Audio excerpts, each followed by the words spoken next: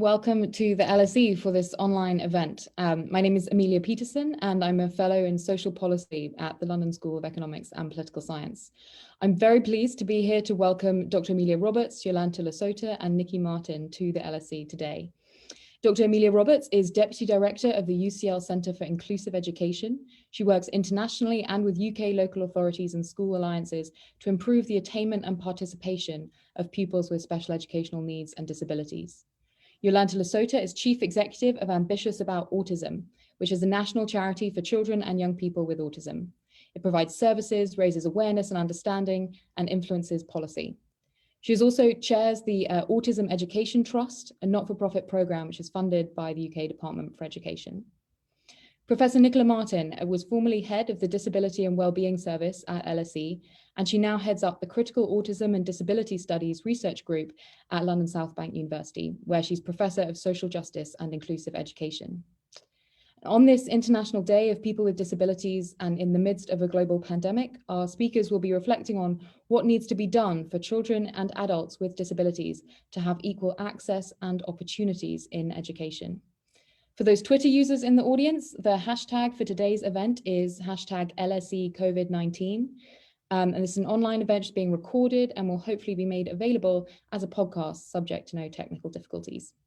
As usual, there will be a chance for you to put your questions to the speakers.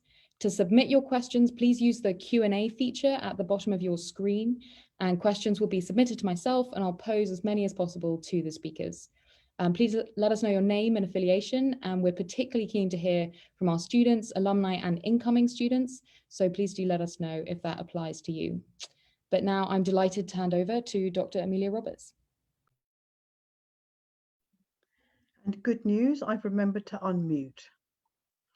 It is a huge honour to be asked to be a panellist for this important LSE event, and I'm delighted to be opening with a little look at inclusion and how far we've come and perhaps how far we still have to come. And in order to stimulate the debate, I've asked the organisers to show a short 2-minute film, which is basically a television advertisement that many of you will have seen. It's being played in the UK at the moment, and this is why I want to highlight it. I'm showing the American version, and I'm interested in your thoughts around inclusion and attitudes that are highlighted by this particular advertisement. So please do put your comments and thoughts in the chat as you watch it. 6-year-old Asawa doesn't smile anymore because the other children won't play with him. For Ailu, it's a struggle just to eat or drink. Zenu can't bear to hear the names they call her. Alan is too frightened to go outside anymore. He just wishes the loneliness will go away.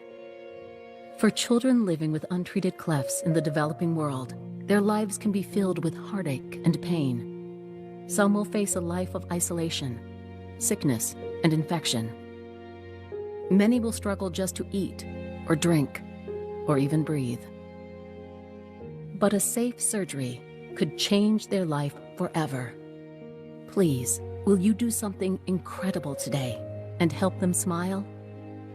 Visit supportsmiletrain.org or call the toll-free number below with your gift of $21 a month to Smile Train.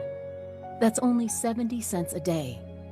And when you do, you'll help a child with an untreated cleft get the safe surgery that will change their life forever.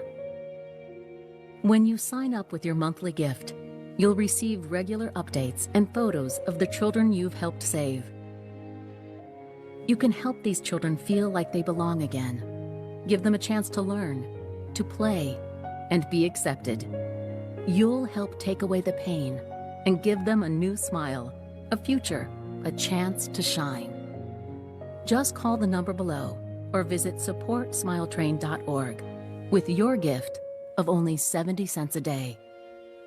But please, do it today, because a child like Ailu needs to know there's hope for the future.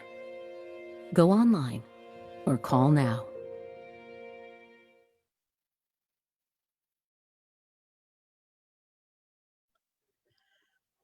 Okay, so this charity is seeking to raise money for meeting the medical needs of children, and that is absolutely great.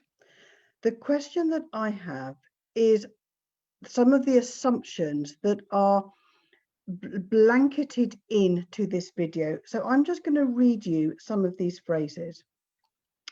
6-year-old Asawa doesn't smile anymore because the other children don't play with him. Zinu can't bear to hear the names they call her. Alan is too frightened to go outside anymore. He just wishes the loneliness would go away. One particular image of the young girl being excluded from her playmates particularly haunts me. It said that she's facing a life of isolation. And then the advertisement wraps up by saying, you can help these children feel like they belong again, give them a chance to play and be accepted. Now, we are here to celebrate the work done by Alf Morris 50 years ago in putting the Act in 1970, the Chronically Sick and Disabled Persons Act, together. And I think Alf would be really disappointed that in an advertisement that's being broadcast in the UK, the assumptions are still that it's the disability that's causing the loneliness and the disability that's preventing acceptance and the disability that is making children unable to play or make friends. And what really horrifies me in this advertisement is that there is no attempt to unwrap the disability from the attitudes around social exclusion. So it seems to me that 50 years on from Alf Morris's work, we are still faced with deeply endemic social attitudes around people with disabilities. And these attitudes are seen on a daily basis. So it's something that I really wanted to challenge. In the original Act, the 4 key areas that Alf was addressing was providing practical assistance, home adaptations, access to recreational services, and meals. So if you like, it was the forerunner of social inclusion, and the changing of attitudes began then. And in many ways, we have moved forward so much. And I want to discuss what's happening in schools at the moment, because a huge amount of work has been done. And in 2014, the Children and Families Act put some profound messages into the education system. And we looked very much about a much more person-centered approach. We placed much more importance in gathering the voice and views of children, parents, carers, and families.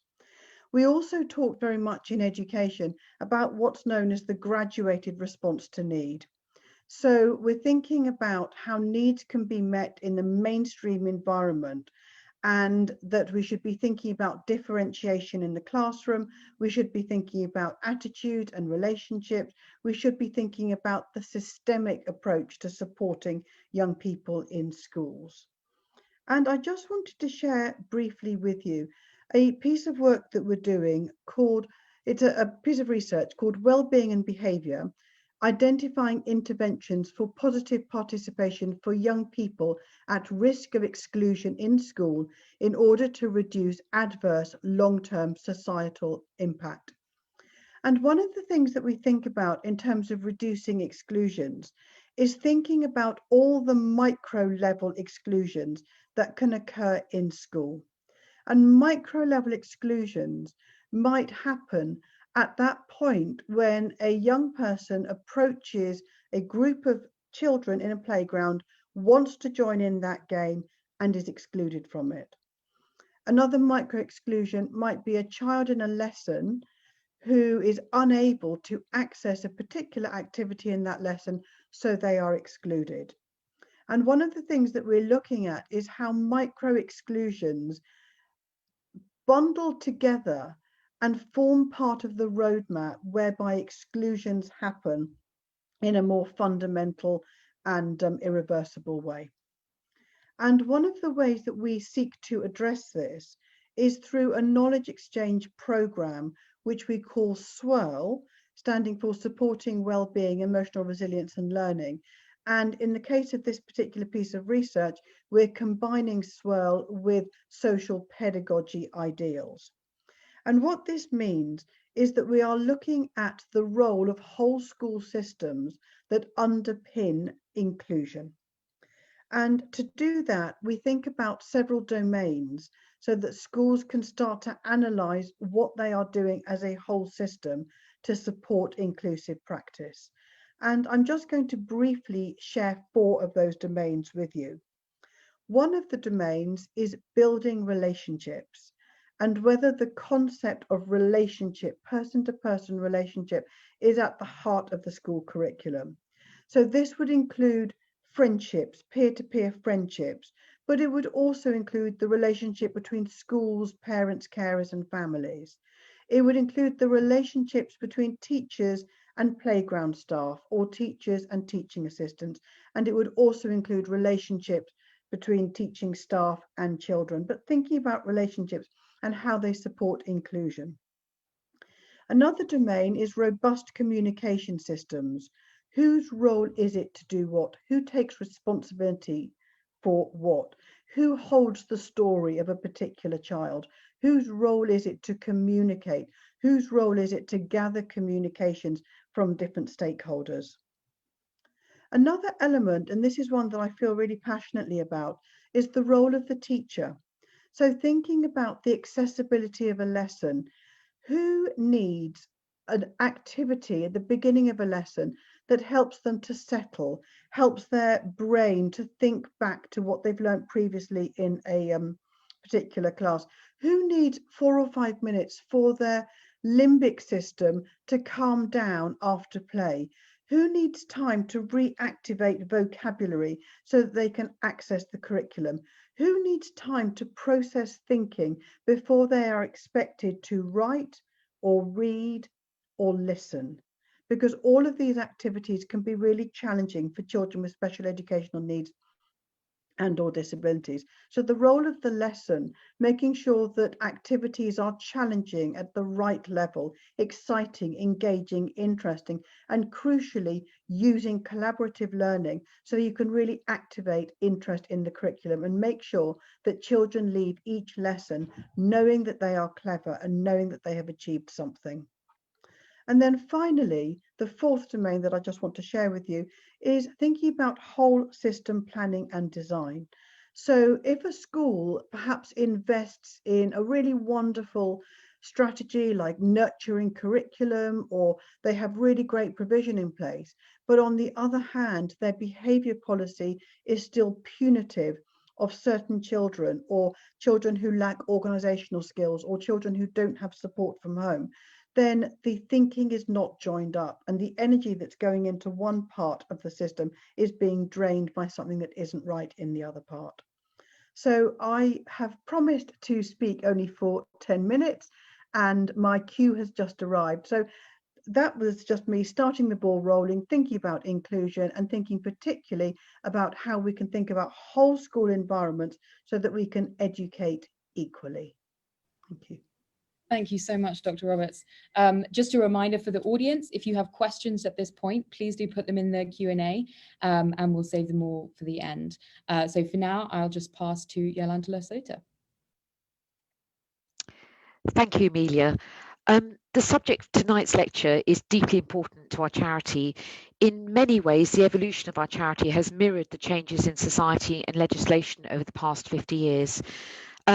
Ambitious About Autism is a national charity for children and young people with autism, and we were founded in 1997 by a group of brave and pioneering parents who were determined to create a better education system, not just for their children, but for all autistic children and young people.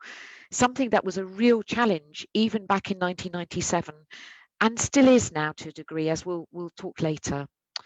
Our mission is to make the ordinary possible for autistic children, and that's an ambition that I think was embedded in the Act, and we do that by delivering pioneering education employment services and campaigning for change.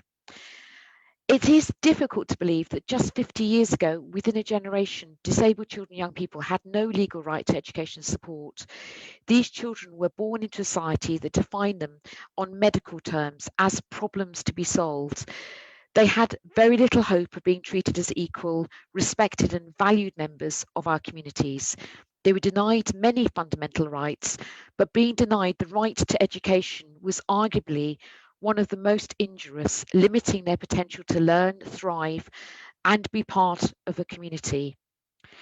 For these reasons, it can't be overestimated how revolutionary the Act was in changing lives of disabled children. Children previously deemed uneducable were given equal access to education and support under the law.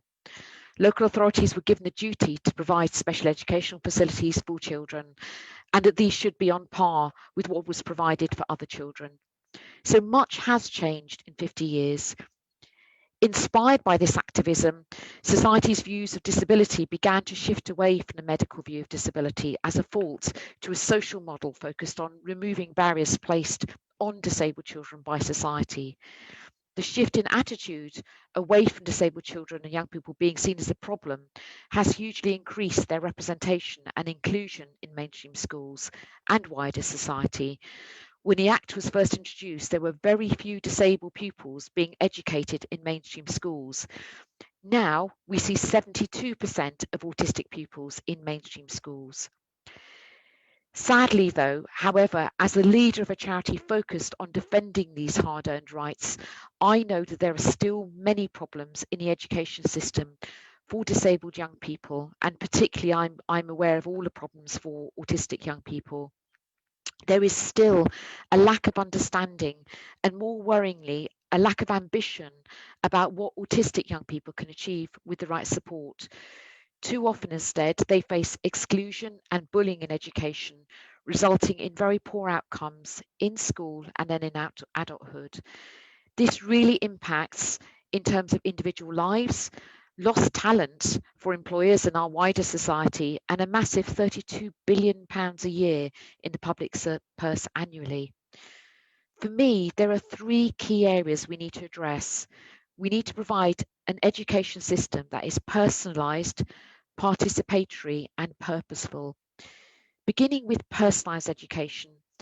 Every autistic child is different, so getting to know them as individuals and personalising education and support is crucial. And indeed, that is true for all children.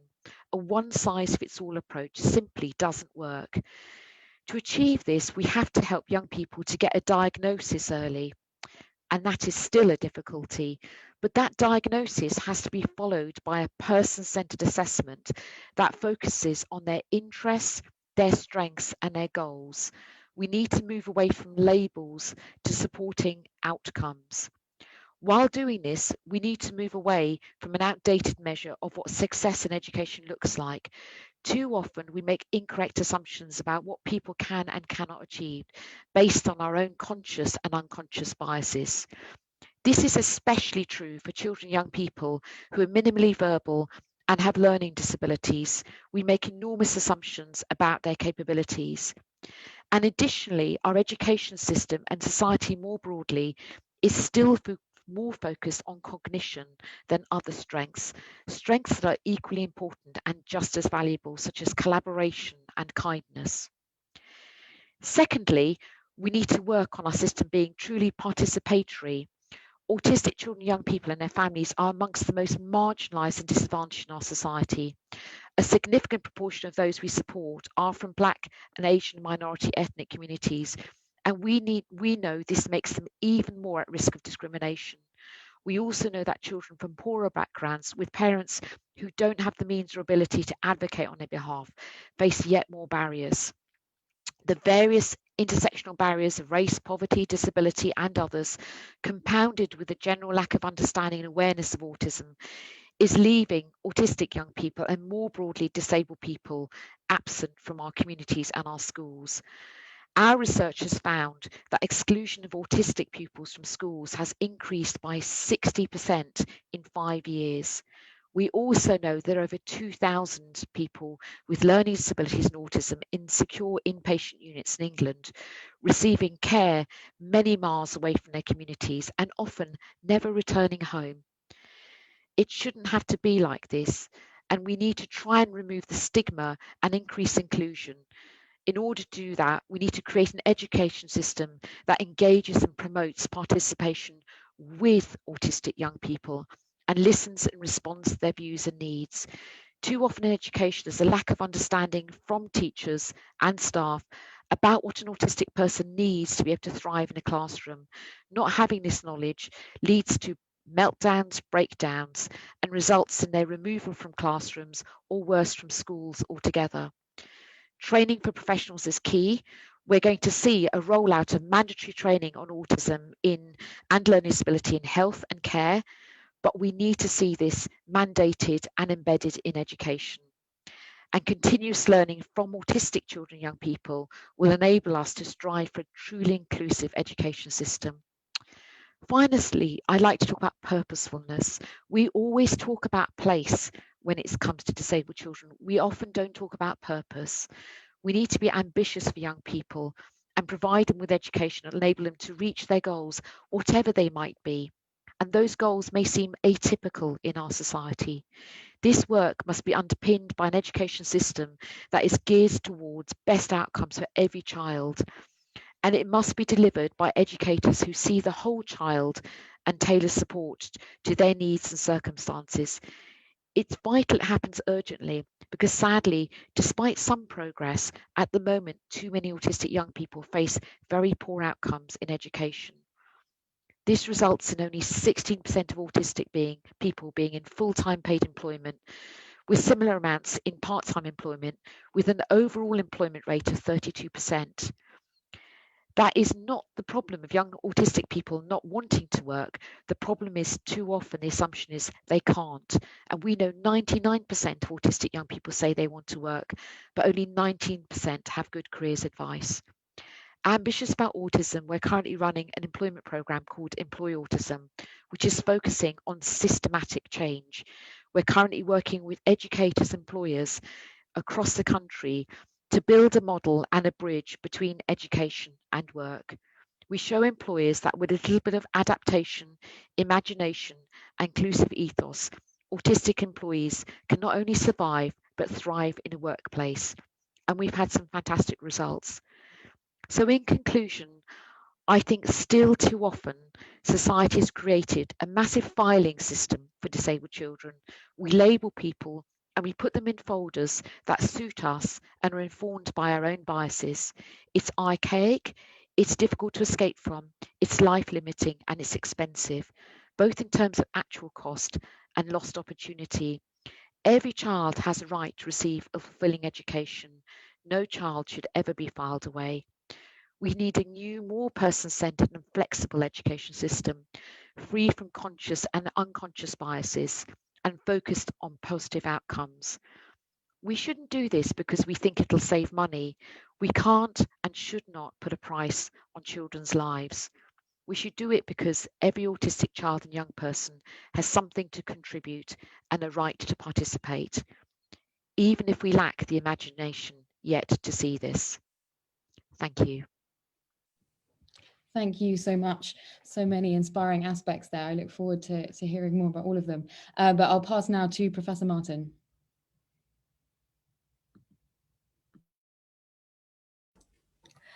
Hello, thank you very much. It's a real pleasure to be back at the LSE. As in my introduction, it was mentioned that I used to be Head of Disability and Wellbeing Services at the LSE for many years. And in my present role in my research centre, the idea of nothing about us without us characterises all the research we do. So this talk is very heavily influenced by the voices of disabled students and former disabled students. So disabled students talk about university often as a life-changing experience, which has enabled them to develop academically and socially. I frequently heard students talk about the pivotal role that the encouragement they receive from individual members of staff in school and at university, as well as their parents, has played in their lives. This person might be an eminent academic who has taken the time to say, I believe that you are academically capable of succeeding in this course. It could be a teacher who's gone the extra mile to find out how university might be feasible, or it could be a student union officer who's made sure Freshers' Week is accessible and therefore opened the doors to social inclusion. Disabled students have also highlighted annoying barriers to their success, which have involved them in having to explain their requirements again and again in ways which have made them question the commitment of university to inclusive practice and the notion of belonging. First point to make is that disabled students who have secured a university place have overcome many barriers already, and they are entitled under the 2010 Equality Act to an equitable experience of all aspects of university life with their peers, including during the pandemic. In 2011 at LSE, we had a conference, a disability identity, disability pride conference, in which disability was celebrated as a valued aspect of diversity rather than problematized in a way that is unhelpful for disabled students. The social model of disability is a good starting point for thinking about inclusive practice. It's based on the assumption that people who have impairments can be disabled by socially constructed barriers to their full participation. The obvious example is a flight of stairs and the lack of thought on the part of the person who organised a meeting in an inaccessible venue without anticipating that somebody with a mobility impairment might wish to attend. The word anticipating is crucial, as the Equality Act places anticipatory duties on public bodies in relation to inclusive practice. Joined up thinking is essential in order to demolish barriers and build up enablers, even during the pandemic. The student might, for example, be extremely academically capable, but feel quite defeated because expectations are communicated ambiguously or assumptions are made about their understanding of how university operates. I was involved in a project at Cambridge with autistic students where we came up with the acronym REAL, which stands for reliable, empathic, anticipatory, and logical. We use this to communicate that students thrive when people and systems are reliable, problems are anticipated and circumvented, empathy enables an understanding of the student's experience, and logical communication reduces ambiguity. REAL doesn't just apply to disabled students, of course. Focusing on transition, prospective disabled students and parents of younger students need to know what support is available at university, which means that staff involved in transition need to know and need to share this information. This does not necessarily happen systematically, although universities can embed disability concerns into outreach, widening participation activities. The 2014 Children and Families Act, which emphasises joint working between education, health and social care, looked at transition in education up to 25, but de-emphasised university in favour of FE, apprenticeships and employment. A prospective student with medical needs, for example, might well need the sort of joined up approach between agencies because the Disabled Students Allowance will not cover all their requirements. Individual disabled students also talked about not being encouraged at school. For example, Greg, who had a life-limiting condition, none of his teachers talked to him about going to university because he was going to have a short life. And James was never taken on a university visit because people thought he wouldn't cope well with it. He did go to Oxford in the end. Sources of support, including the Disabled Students Allowance for UK students, currently under review. DSA can pay for various bespoke resources, including assistive technology, note-taking. DSA has never been an option for international disabled students, whether UK-based or studying at UK university global campuses. DSA processes can be bureaucratic and result in necessary adjustments not being in place from the beginning of a student's course. A DSA needs assessment can be daunting, especially if framed in deficit model language. As a DSA assessor, I asked a student with top grade who gained admission to a top university, Oxbridge, how he would like me to describe him in a report. And his response was, I used to be a special needs child. So we'll just park that there. Some students who have managed at school find that their dyslexia, for example, only reveals itself at university when they do not do well in their first assignment. Not only is this experience negative in itself, it's then followed by delays in gaining support, and not all universities pay for a dyslexia assessment, which is a further barrier. All universities have disability services, but not every disabled student will access them. Some feel stigmatised, others do not identify as disabled, some choose to reinvent themselves, and some can't get past the barrier of a required diagnostic label. Disability equality is, however, a shared responsibility, and the Equality Act is very clear that all aspects of university life should be accessible to disabled students and others with protected characteristics under the Act, and about the intersection between these characteristics. The review of provision of disabled students, instigated by David Willits in 2014, is built on the idea that over-reliance on DSA is not sustainable, and the sector should progress towards more inclusive practice based on principles of universal design for learning. While it's accepted that some bespoke adjustments will always be required for individuals, for example, British Sign Language interpretation, a solid foundation of inclusive practice, including things like lecture capture and ICT, which conforms to accessibility standards, will reduce the requirement for bespoke adjustments and will benefit many. Simply, UDL means planning for the inclusion of all learners in all aspects of university life. This implies senior leadership buy-in and teamwork throughout the student journey from pre-entry to post-exit. Widening participation colleagues therefore need to understand how to advise prospective disabled students. Transition teachers and careers advisors need to know how university can assist disabled students. Residential services staff, student union organisers, ICT, library, careers professionals and everybody else need to think inclusively and work together. University careers advisors must understand systems such as access to work designed to assist disabled employees once they graduate. Teams need to work together in order to make the whole offer accessible to all students. A recent Society for Research in Higher Education study, for example, revealed that students don't necessarily know what sort of services are available to assist them with their learning, and staff are not clear enough to signpost them effectively. A joined-up map of services would help in this regard. Just before the pandemic, if we can remember that far back, the Office for Students drew together the Disabled Student Commission at the behest of the university's minister. This is an independent group of senior leaders tasked with progressing towards a more inclusive HE sector. In July this year, the group produced a report entitled 3 Months to Make a Difference, which focused on accessibility around the pandemic and beyond.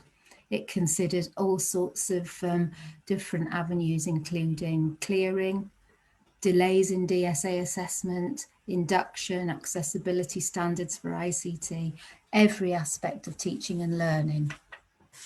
A key message from the pandemic is that practices which were once viewed as unreasonable variations and compromising of academic standards have become necessary in order for universities to operate during the pandemic.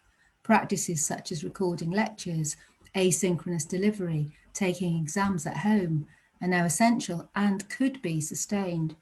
Quality impact assessment of new approaches need to take an intersectional view and consider the requirements of all students by looking through the lens of universal design for learning and its potential long-term benefit for all students during and after the pandemic. Thank you. Thank you so much. Thank you for all the presentations.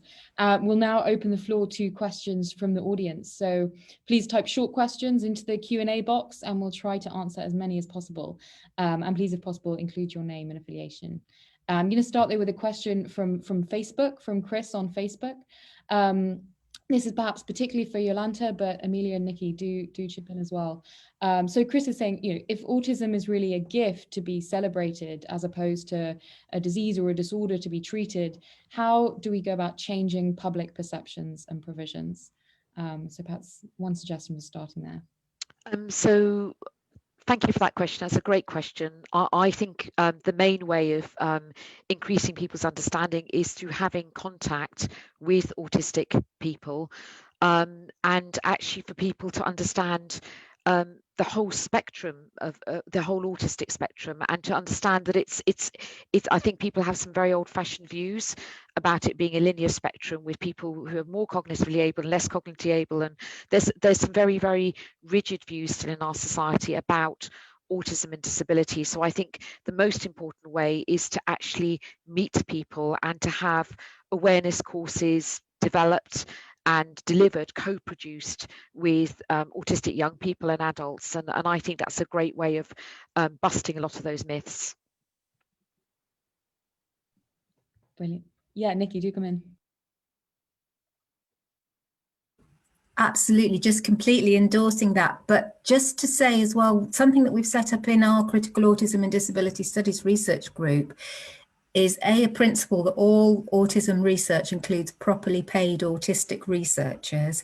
And we set up something called the PARC, which is the Participatory Autism Research Collective, which is just a collective which enables autistic researchers to network, work together, support each other, and become a body that can contribute to autism research really effectively.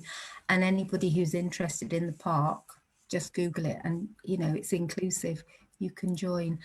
Also, that people who identify as autistic but do not have a diagnostic label because it's hard to come by in adulthood, you can join too. Thanks. And if I just chip in there as well, I think it's also about questioning daily messages, which is why I brought up the advertisement. Because if a little girl is sitting by the fence and not playing, that isn't because she has a cleft palate, it's because she's not being included. And I think we have to question messages that otherwise subtly seep into our consciousness. Absolutely, thank you.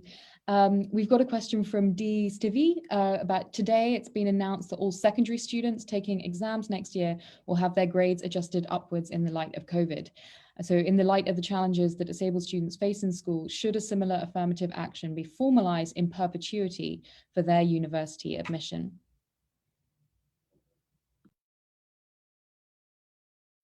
I bet you're looking at me, aren't you? That it's a complex question, isn't it? Because I think other speakers have said this, of course, the whole thing about individuality. Disabled students are not a homogeneous group, and people with the same impairment are not a homogeneous group. And some disabled students get absolutely top grades, and the difficulties they experience in university are nothing to do with their academic ability, and they may well feel incredibly patronised if their grades are massaged in some way, because it's like saying you couldn't really manage it, could you, because of your disability, so we've upped your grade a little bit, and that could be a reaction. On the other hand, some students experience really significant barriers. For example, I think there are very few pre-lingually deaf students in Russell Group universities because of the A-level requirements. I think subtle things like that might need looking at, but I don't think we can have a blanket response to that question at this stage without absolutely involving disabled people in the discussion and not making an assumption and doing a one-size-fits-all thing. But it's only come out today, so I haven't really got my head around it. I don't know what my colleagues think. I don't mind chipping in. I think it's about what we are seeing in the system at the moment is flexibility and support. And what we should be seeing is far more flexibility and support for disabled students at school through those exams. And, many students still fight to get basic adjustments, and there are still lots, even people who are highly specialised still struggle to actually understand what adjustments can and can't be put in place. And I think all of the standards around adjustments need to be rewritten now we've been through COVID, because we've just seen what's possible and what's not possible. I also think, I go back to my theme of personalisation, I think technology is enabling us to be much more personalised the way that we assess people. And we need to think about how we create much more sophisticated ways of assessing people for admission, whether it's university or college or work. We're very stuck in sort of very broad silos rather than very much more nuanced admissions policies wherever we are in society. Yeah, I completely agree. And one barrier which comes up again and again and again for dyslexic students, well, people who don't get to university because they weren't at the point where they could get GCSE English and Maths, when they were at the age when they had to do their GCSE English and Maths, and access courses which make that requirement. They're not really access courses in my view, because it's like, oh yeah, you don't really belong because you didn't get GCSE English and Maths when you were 16. You know, people develop at different rates. So And flexibility. And I just wanted to chip in there that exam access arrangements are a really good example of intersectionality, because of course the ability to get those arrangements depends on your socio-economic status and where the school is located, as well as your family's resources. So one would imagine that those access arrangements can be applied fairly, and they are intended to be applied fairly, but actually they are still vulnerable to the disadvantage gap issues. Absolutely. That really links to our next question, which is predominantly for Nikki, but actually all of you will comment, I think, on whether you can elaborate on how we can use an intersectional analysis of our approaches to teaching and to universal design for learning. Well, thinking particularly about the pandemic, well, just to go back to the Equality Act, the 9 protected characteristics which intersect with each other. So, for example, you can be disabled and gay, who knew? The protected characteristics do not include socioeconomic status, and the politics of that is fairly obvious, isn't it? But I think taking an intersectional lens which includes socioeconomic status has been incredibly important during the pandemic, because some people are experiencing extreme digital poverty and they were using computers at university, which is now closed. So a family, say of 5 people, all trying to do their schooling and their university and their work on one mobile phone, are not in any way in the same boat as a group who've each got their own laptop and a secure internet connection. So those aspects of intersectionality, which consider socioeconomic status as if it's a protected characteristic, are really important. And another aspect of intersectionality, which I think is incredibly important, is that some disabled people experience stigma around disability, whereas other disabled people are very out and proud about it because of the culture in which they were brought up and the family in which they were brought up. And it's very easy to assume, for example, every autistic person, for example, will go to university, bang on the door of the disability office and say, I'm autistic, I need this, that, and the other. In practice, people have all sorts of different personal reactions and may have chosen not to identify as disabled for all sorts of other things which are going on for them around previous experience of bullying, all sorts of things. So I think if you met one person with X impairment, you've met one person with X impairment.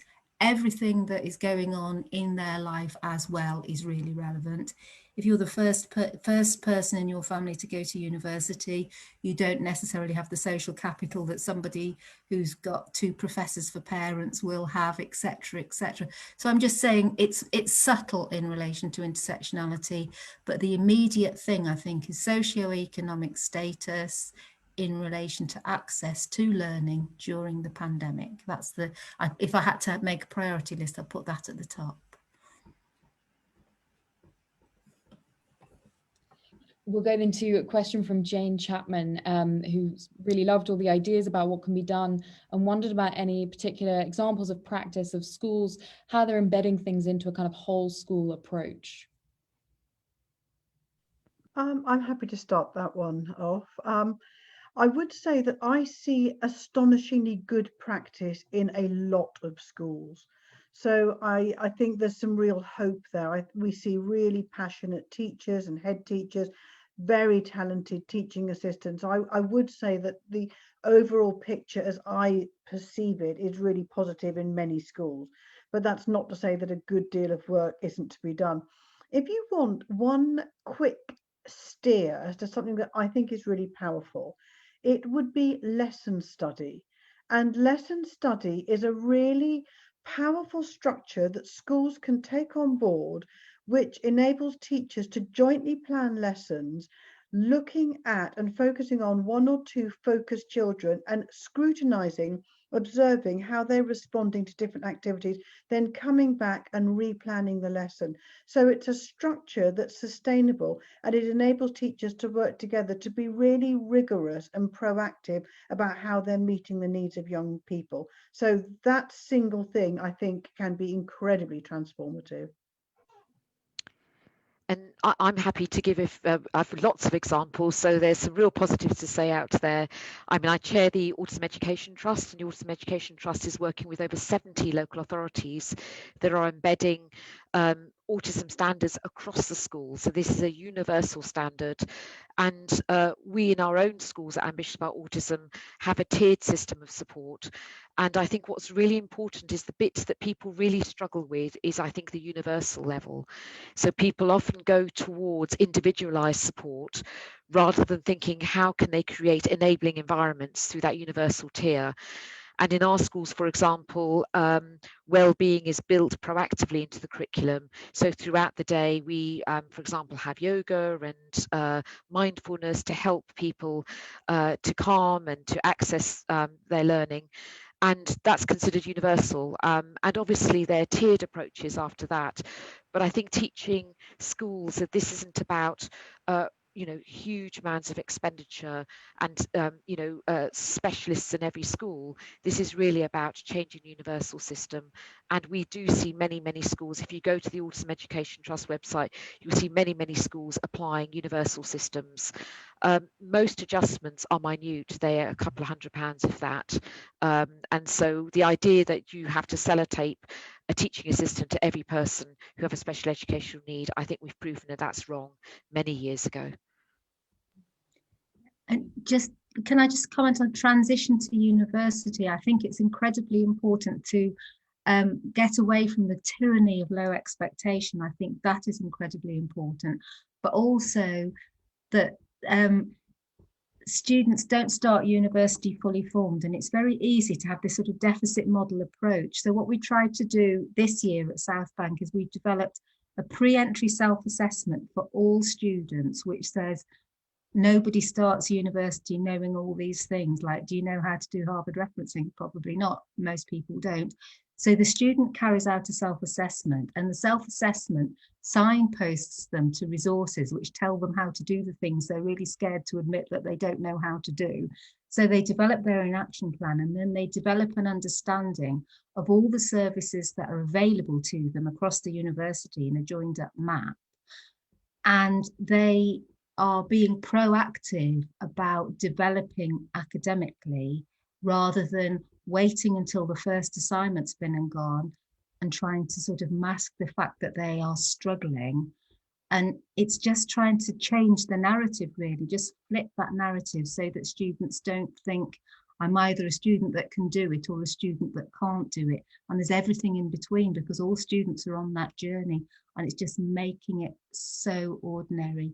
And then we blur those boundaries between disabled and non-disabled in a helpful way, I think. Thank you. Yeah, I'm really speaking to the comment there about transitions and kind of how people can navigate those.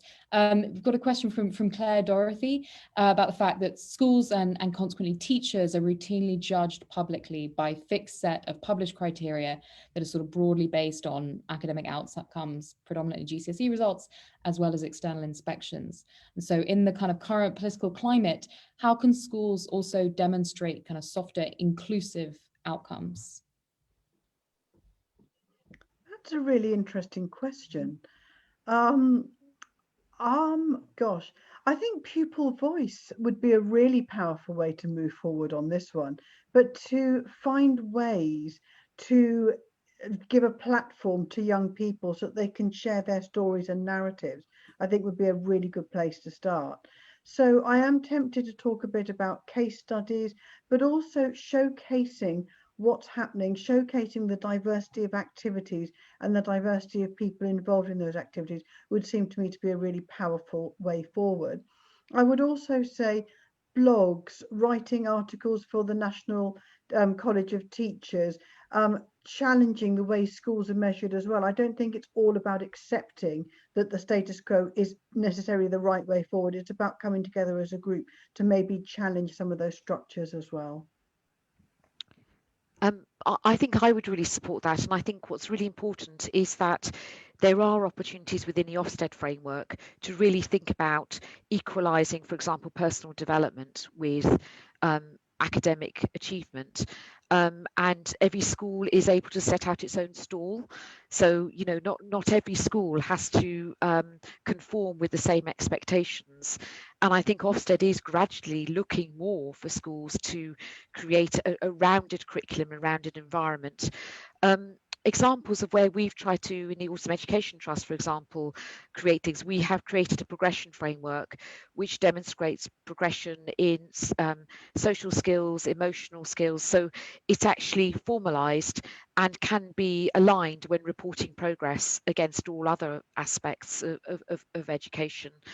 But I do think that there needs to be a national recognition that we need to return to a system that has a much broader view of progression and attainment for children and does actually measure added value. I dread to use that word because it feels like an ancient word now.